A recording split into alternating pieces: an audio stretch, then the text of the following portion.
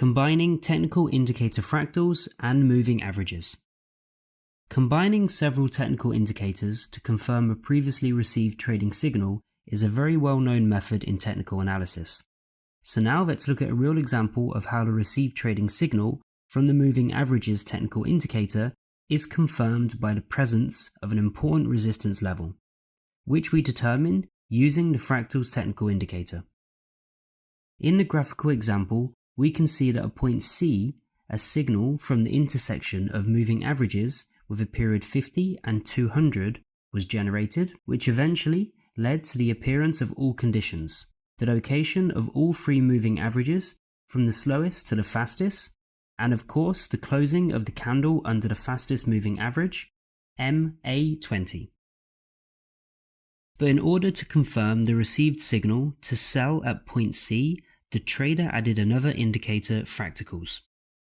As a result, at the moment when the trader received all sell signal from the intersection of the moving averages at point C, the price was under the resistance area formed by the presence of fractals 1, 2 and 3. This area, marked in yellow, is essentially a mirror.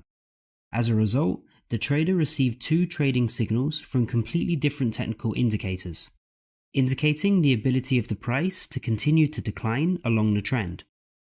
Accordingly, the trader confirmed the received trading signal with an additional technical indicator, which allowed him to significantly reduce the risks of opening a trading position. At the same time, I note that confirmation of one trading signal by other technical indicators often leads to the fact that the trader misses the opportunity to enter the market at the most beneficial price. But as practice shows, it is better to earn less in one particular transaction while significantly reducing the risks, since this leads to an increase in the profitability of the entire trading strategy by reducing the number of unprofitable trades opened on false trading signals. In order to learn this material better, you need to open a trading terminal and find trading signals received from one of these technical indicators in the history. Then add a second indicator to the price chart.